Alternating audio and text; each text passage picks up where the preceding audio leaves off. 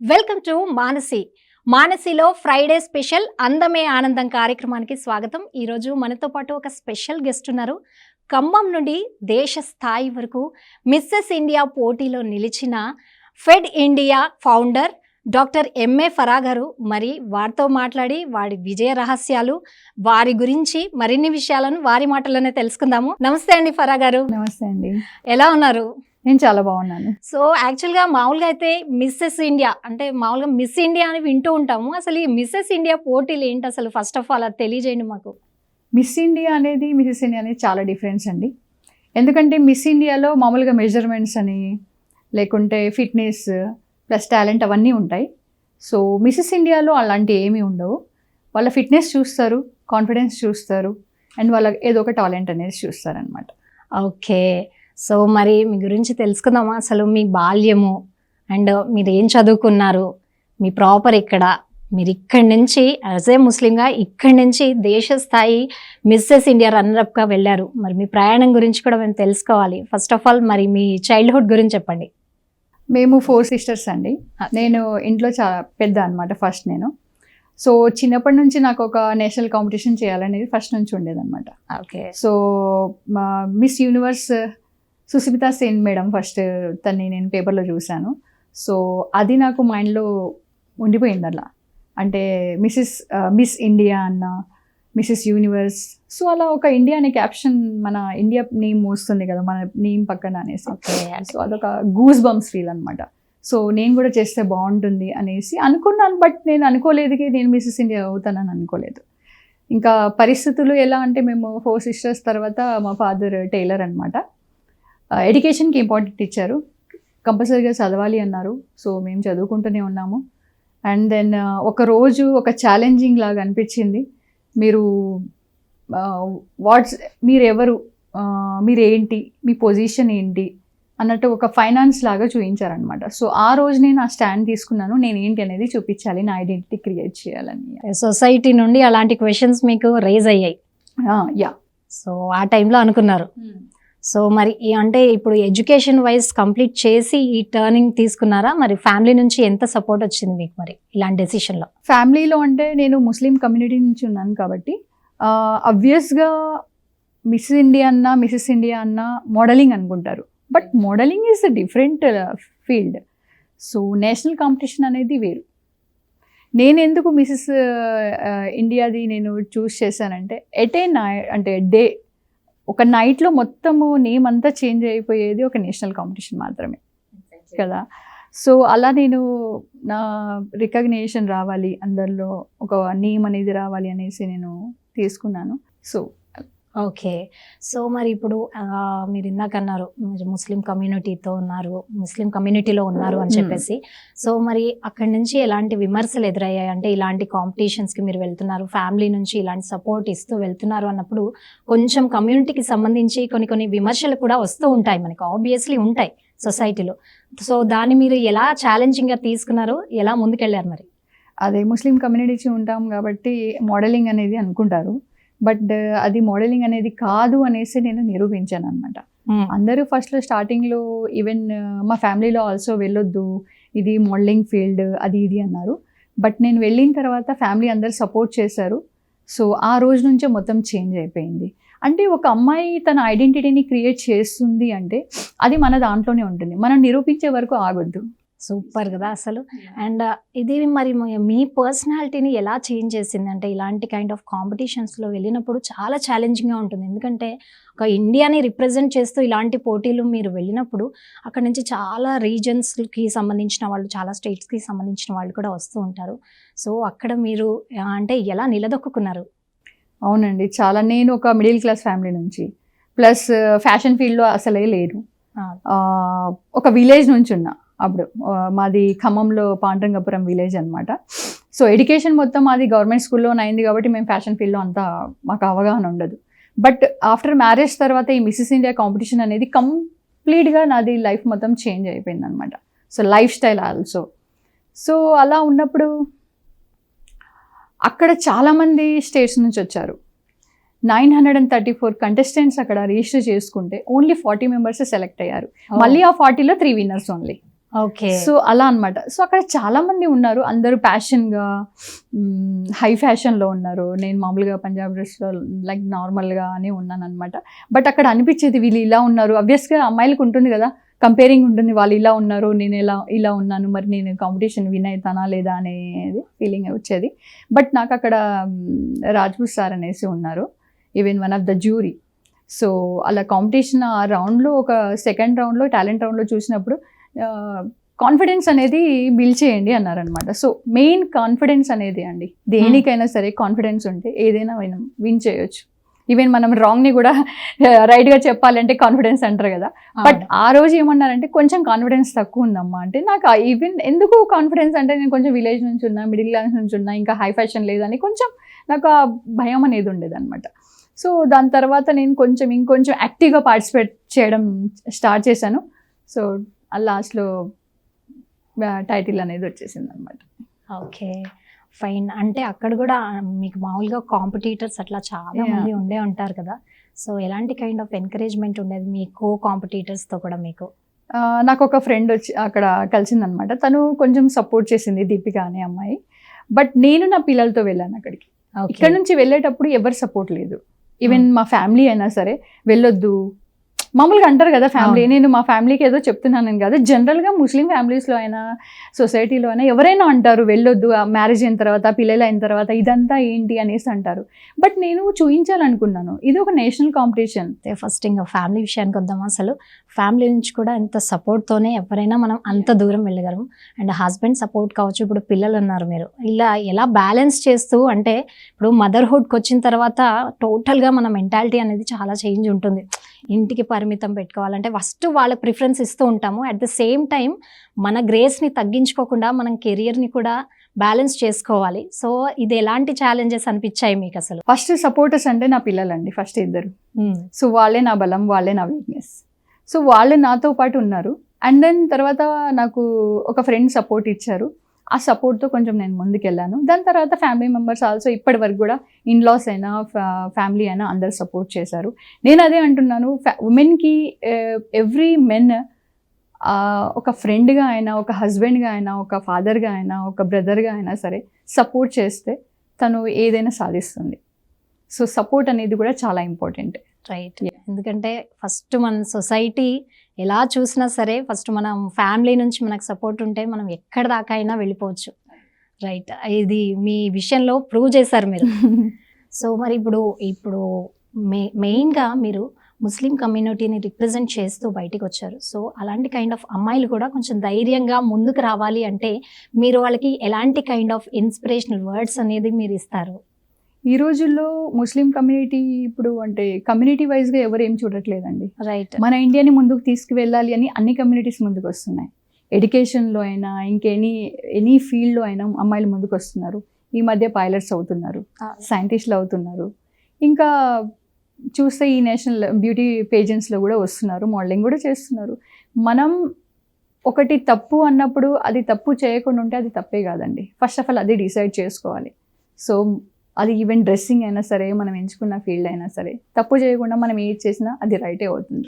So అమ్మాయిలు కూడా అంతే. ఈ రోజుల్లో ముస్లిం కమ్యూనిటీలో కూడా చాలామంది బయటకు వస్తున్నారు, లాస్ ఎక్కువ చేస్తున్నారు, లా చేస్తున్నారు, ఎక్కువ పైలట్స్ కూడా అవుతున్నారు. ముస్లిం అమ్మాయి మన హైదరాబాద్ నుంచి ఒక ఆయిషా అనే అమ్మాయి ఉంది.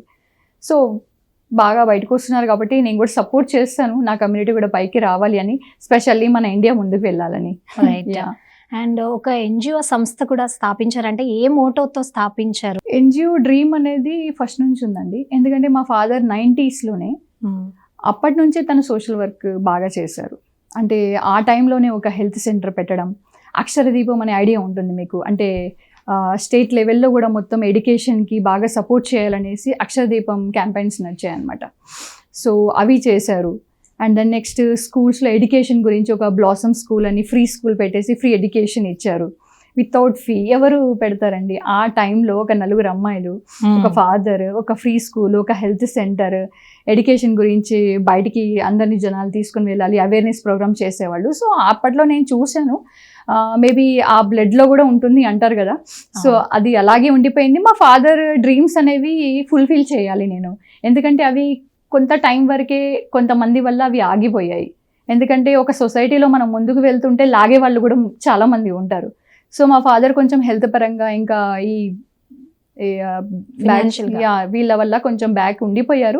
బట్ నేను ఆ డ్రీమ్స్ని కంప్లీట్ చేయాలి అనుకుంటున్నాను. ఎందుకంటే నాకు కూడా ఆ ఎంథూజియాజం చాలా ఉందన్నమాట. సోషల్ వర్క్ చేయాలి, స్పెషల్లీ విమెన్కి ఎడ్యుకేషన్ సపోర్ట్ చేయాలి. సో వాళ్ళకి హైజీన్గా, హెల్త్ పరంగా, లేకుంటే ఇంకా వాళ్ళ ఉమెన్ ఎంపవర్మెంట్ అవేర్నెస్ ప్రోగ్రామ్స్ ఇవన్నీ చేయాలి అంటే మనకు ఒక ఎన్జిఓ కావాలి. మళ్ళీ ఎన్జిఓ ఉండాలి అంటే నాకు ఓన్లీ మిస్సెస్ ఇండియా టైటిల్ ఒకటి సరిపోదు. సో దానికోసం సోషల్ అవేర్నెస్ కూడా నేను వాళ్ళకి ఇవ్వాలి అంటే ఇంకొకటి ఏదో ఒకటి యాడ్ అవ్వాలి. దాన్ని బట్టి నేను ఎల్ఎల్బి కంప్లీట్ చేశాను. So legal Okay. నాలెడ్జ్ అనేది కంపల్సరీ. ఓకే. అంటే వాళ్ళ అమ్మాయిలకి గర్ల్ రైట్స్ గురించి, గర్ల్ అబ్యూజెస్ గురించి, వాళ్ళ అవేర్నెస్ గురించి చెప్పాలి అంటే నాకు first of all legal knowledge అవసరం కదా. Exactly. As a social person legal rights అయినా నాలెడ్జ్ అయినా కంపల్సరీ అవసరం. ఇది సోలోగా చేసుకుంటూ వచ్చారా మీరు? ఇంకేదైనా సపోర్టర్స్ కానీ ఫ్రెండ్స్ కానీ దీని వెనక ఉన్నారా? వన్ ఆఫ్ ద ఫ్రెండ్ ఉండేవాళ్ళండి. ఇప్పుడు వాళ్ళు కొంచెం బిజీ అయిపోయారు, బట్ నేను కంటిన్యూ చేస్తున్నాను. ఎగ్జాక్ట్లీ. సో అలా అన్నమాట. సో మరి ఇప్పుడు ఎన్జిఓ నుంచి అంటే మీరు పెట్టిన ఈ సంస్థ నుంచి మరి ఎంతమంది ఇన్స్పైరింగ్ గా బయటికి వస్తా ఉన్నారు? ఎటువంటి కైండ్ ఆఫ్ సర్వీసెస్ మీరు ఇంకా ముందుకి తీసుకువెళ్ళాలనేసి అనుకుంటున్నారు? నేను కూడా చాలా ఇంకా గవర్నమెంట్ కూడా సపోర్ట్ ఉంటే చాలా మంచిదని అనుకుంటున్నారు. ఎందుకంటే నాకు చాలా డ్రీమ్స్ ఉన్నాయి విమెన్ గురించి చేయాల్సినవి. చాలామంది ఇళ్లలో అబ్యూజెస్ అయినా, లేకుంటే డొమెస్టిక్ వైలెన్స్ అయినా, ఇంకా ఇంట్లో వాళ్ళ భార్యాభర్తల మధ్య ప్రాబ్లమ్స్ కూడా ఉంటాయి. దానివల్ల చాలామంది ఇంటి నుంచి బయటకు వెళ్ళిపోతారు. ఒక టైం తెలియకుండా బయట ఉంటారు, వాళ్ళకి సేఫ్టీ లేదు. సో అలాంటి క్యాంపెయిన్స్ ఏమన్నా చేసి వాళ్ళకి ఏదో సపోర్ట్ చేయాలి, లేకుంటే వాళ్ళకి వచ్చే వృత్తికి వాళ్ళకి సపోర్ట్ చేస్తూ వాళ్ళ ఇంకా ఏదైనా ఎగ్జిబిషన్స్ లాంటివి ఉంటాయి, అందులో కూడా వాళ్ళని ఎక్స్ప్లోర్ చేయాలని ఉంటుంది. సో అందులో ఈ కైండ్ ఆఫ్ ప్రోగ్రామ్స్ అన్ని చేస్తూ ఉంటారు. చేస్తూ అవేర్నెస్ అండ్ లాకి సంబంధించినవి కూడా మీరు అన్ని అవి అవేర్నెస్ ప్రోగ్రామ్స్ చేస్తుంటారు. మామూలుగా జనరల్గా చాలా మంది అంటే టాలెంటెడ్గా ఉండి కొంతమంది బయటికి రాలేని పరిస్థితి కూడా ఉన్న ఆడవాళ్ళు కూడా చాలా ఉంటారు, టాలెంట్ ఉండి కూడా. అంటే ఫినాన్షియల్ గా వాళ్ళకి బ్యాక్ సపోర్ట్ అవ్వడం, ఉండదు. సపోర్ట్ ఫినాన్షియల్ గా కావచ్చు, లేదంటే ధైర్యం పరంగా అంటే బయటకు వస్తే ఏమనుకుంటారు.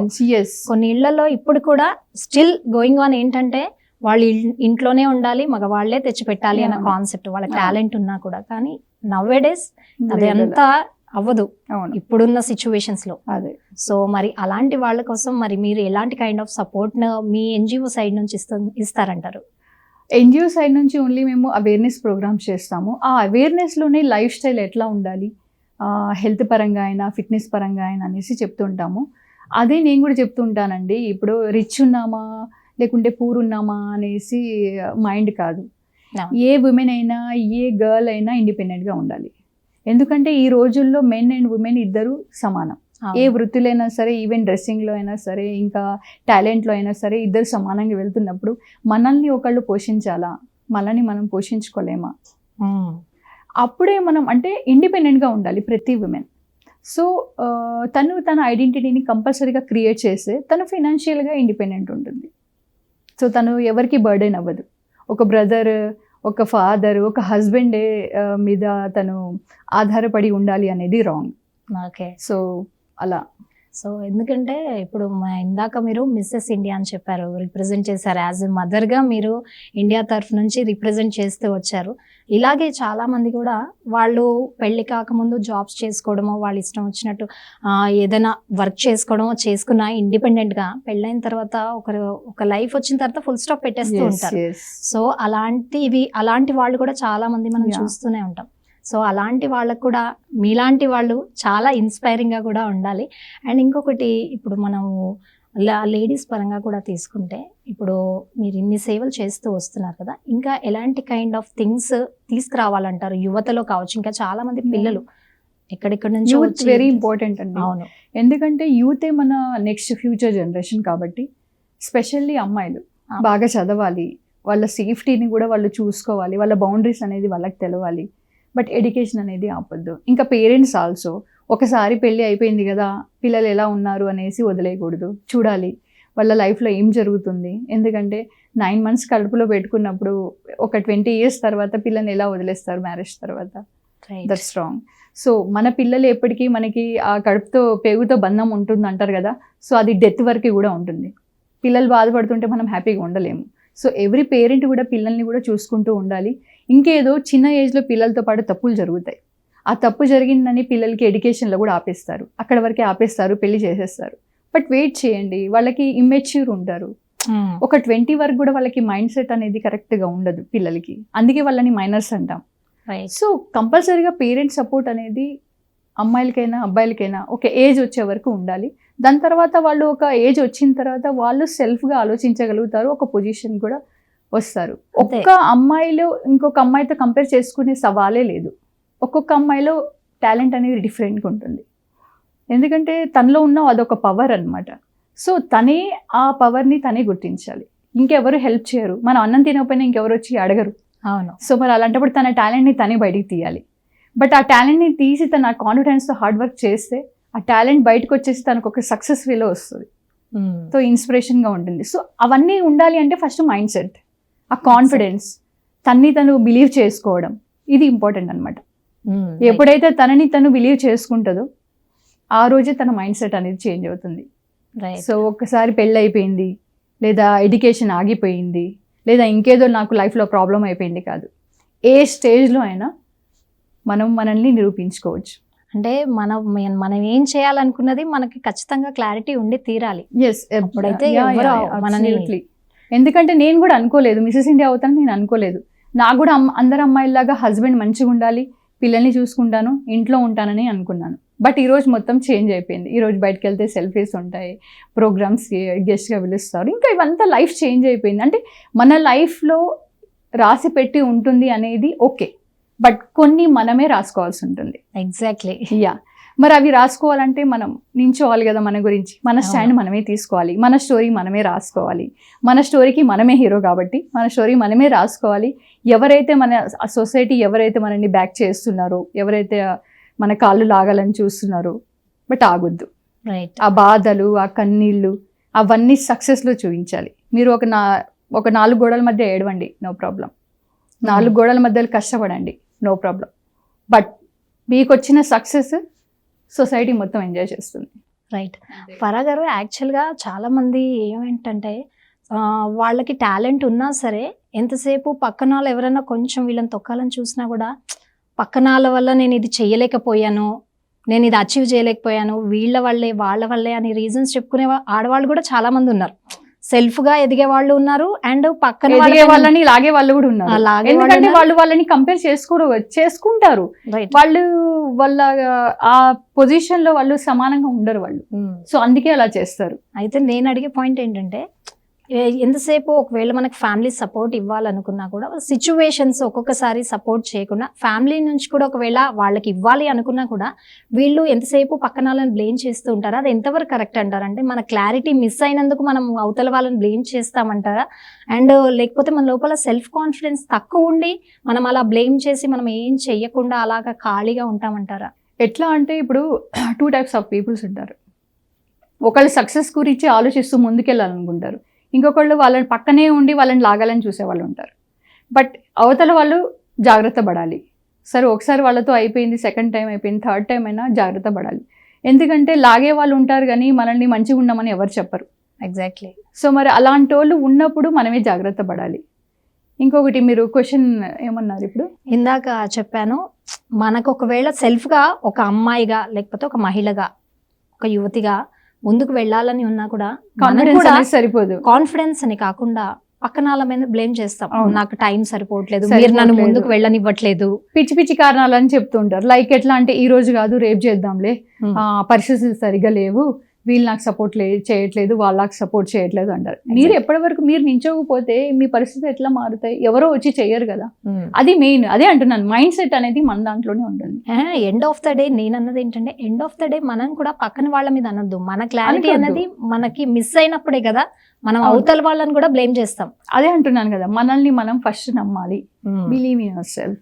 ఫస్ట్ మనల్ని మనం నమ్మితేనే ఈ మైండ్ సెట్స్, ఈ పీపుల్స్, పక్క నుంచి ఇంకెవరు ఉన్నారా, ఫ్రెండ్స్ ఉన్నారా, రిలేటివ్స్ ఉన్నారా, మంచోళ్ళు ఉన్నారా, నైబర్స్ ఉన్నారా, అందరూ మనము డిస్కస్ చేస్తాం. ఫస్ట్ ఆఫ్ ఆల్ నేను ఇది చేయాలనుకుంటున్నాను.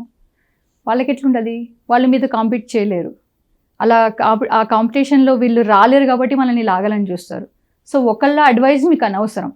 మీ క్లారిటీ అనేది మీకు ఫస్ట్ ఆఫ్ ఆల్ ఉండాలి. మిమ్మల్ని మీరు నమ్మాలి.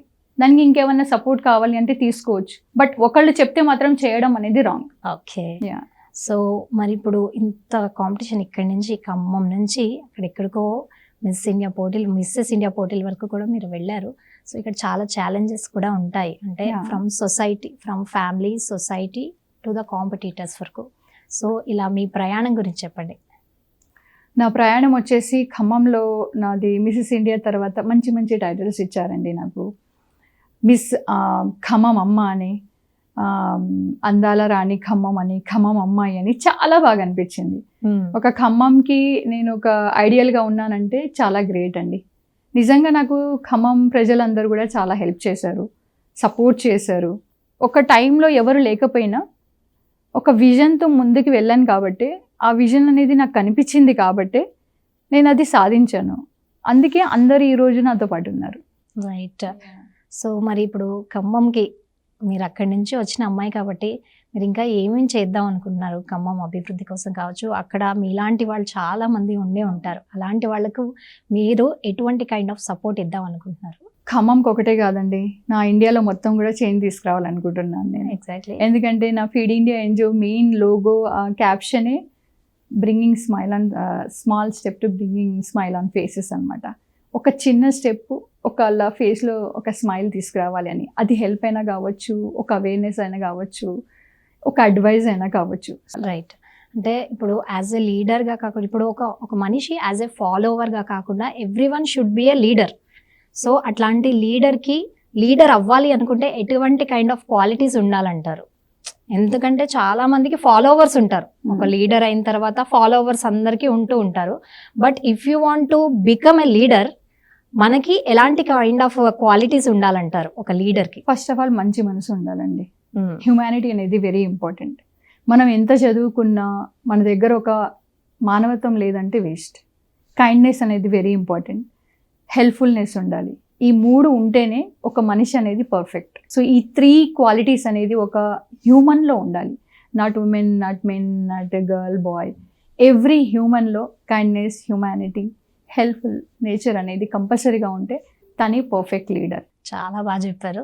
అండ్ మామూలుగా ఇప్పుడు స్పెషల్గా ఇట్లాంటి కమ్యూనిటీస్, ఇప్పుడు మీరు ఏదైతే కమ్యూనిటీ నుంచి వచ్చారో కొన్ని అడ్డంకులు కూడా వస్తూ ఉంటాయి. ఫస్ట్ ఆఫ్ ఆల్ రావాలంటే అందరికీ సపోర్టింగ్ ఫ్యామిలీ ఉండదు.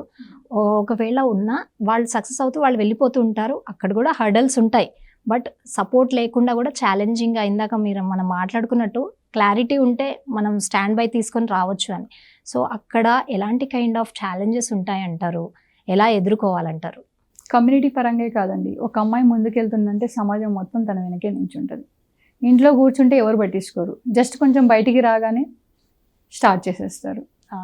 సో అట్లా. సో ఒక కమ్యూనిటీలో ఒక అమ్మాయికి బ్యాక్ చేస్తున్నారు అనేది కాదు. సో సొసైటీలో కూడా చాలామంది ఉంటారు, ఎందుకంటే వాళ్ళకి ఏం పని ఉండదు, వాళ్ళు ఎలా ముందుకు వెళ్ళాలనేది చూసుకోరు.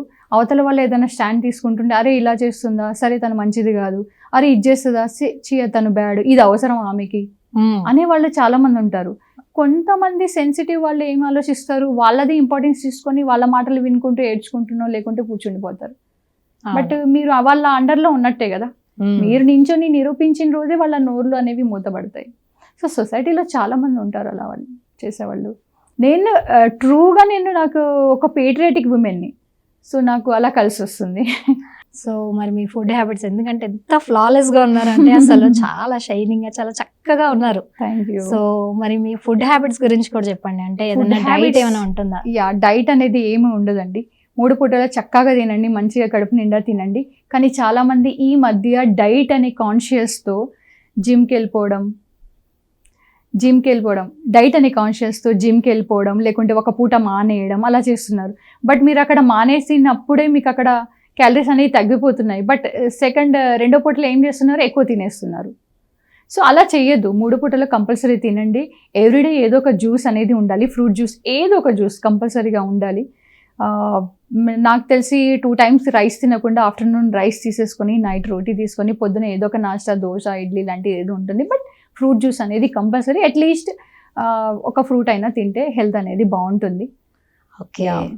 మరి ఈరోజు మీ నుంచి, అంటే ప్రతి యువతకి ఎవరికైనా కావచ్చు, మీ నుంచి వచ్చే ఒక మంచి మెసేజ్ ఇవ్వండి. అంటే మీరు ఇప్పుడు ఇంతమందికి ఇన్స్పైరింగ్గా అండ్ మీరు రిప్రజెంట్ చేశారు, ఇండియాని రిప్రజెంట్ చేశారు అక్కడి దాకా వెళ్ళి. అంటే ఇంట్లో కూర్చోవడమే కాదు ఆడవాళ్ళ పని, అక్కడి దాకా తలుచుకుంటే దేశాన్ని ఏదైనా రిప్రజెంట్ కూడా సాధించొచ్చు. చేయగలము అన్నది కూడా మీరు చాలా చక్కగా రిప్రజెంట్ చేశారు. అది మాకు కనిపిస్తూ కూడా ఉంది. సో మీరు యువతకి ఇచ్చే ఒక మంచి సందేశం ఏదైనా ఉంటే ఏం చెప్తారు? నేను యువతకి ఇచ్చే మెసేజ్ ఏంటంటే, first of all respect your parents first, and then education very important. ఎందుకంటే ఒక ఎడ్యుకేషన్ తోటే మనం ముందుకు వెళ్తాం, మనల్ని మనం మార్చుకోగలుగుతాం, మన ఫ్యామిలీని మనం చూసుకోగలుగుతాం, అండ్ దెన్ మన దేశాన్ని కూడా మార్చగలిగే శక్తి ఓన్లీ ఎడ్యుకేషన్తో పాటే మాత్రమే ఉంది. అండ్ దెన్ రీసెంట్గా యువత ఒక స్పీడ్ అనేది పెంచేసుకొని, లైక్ ఏఐ అనేసి, లేకుంటే ఇప్పుడు ఏఐ జనరేషన్ లాగా ఫాస్ట్గా వెళ్ళిపోతున్నారు డ్రైవింగ్ దాని గురించి కూడా. సో కొంచెం కాన్సన్ట్రేట్ చేయండి, ఏ ఏజ్లో చేయాలో అదే ఏజ్లో కొంచెం స్పీడ్ ఉంటే బాగుంటుంది. ఎందుకంటే ఎప్పుడైతే మనం సేఫ్గా ఇంటికి వెళ్తామో తనే రియల్ హీరో, స్పీడ్గా వెళ్తే మాత్రం రియల్ హీరో కాదు. అండ్ చాలా చక్కగా చెప్పారండి. మీరు ఎంత బ్యూటిఫుల్గా ఉన్నారు, అంత బ్యూటిఫుల్ మెసేజ్ కూడా మా వ్యూవర్స్ అందరికీ Thank ఇచ్చారు. you. Thank you so much. And ఎంత మీరు ఇంకా కూడా ఇలాంటి అచీవ్మెంట్స్ ఎన్నో సాధించాలి. అండ్ ఇలాంటి ఎన్జిఓస్ మరిన్ని పెట్టి ఎంతోమంది యువతకు కావచ్చు, మహిళలకు కావచ్చు, ఇలాంటి ఇన్స్పైరింగ్గా నిలుస్తూ మీరు మరింత ముందుకెళ్ళాలని మేము కోరుకుంటున్నాము మనసారా. థ్యాంక్ యూ సో మచ్ అండి, మీ టైం మాకు ఇచ్చినందుకు.